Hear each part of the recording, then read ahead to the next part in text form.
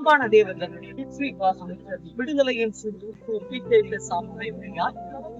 கிருபையும் சமாதானம் என்று தேவன் உங்களுக்கு தரும் ஆவிக்குரிய வார்த்தை என்ன அப்படின்னா மார்க்கு 8:7 சில சிறு மீன்கள் அவரிடத்தில் இருந்தது, அவைகளையும் எடுத்து ஆசீர்வதித்து அவர்களுக்கு பரிமாறும்படி சொன்னார். இதற்கான ஆவிக்குரிய அர்த்தம் என்னன்னா, சிறு மீன்கள் அப்படின்றது நாம் அனைவரும். இந்த சிறு மீன்களை தான் அநேக பேர் விரும்புவாங்க. எல்லாமே பெரிய மீன்கள் தான் போவாங்க.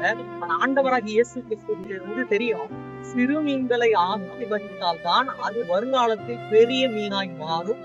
அது மாறி சிறு மீன்களுக்கு ஒரு ஆசீர்வாதமா இருக்கும் அப்படின்னு தேவனுக்கு தெரியும்.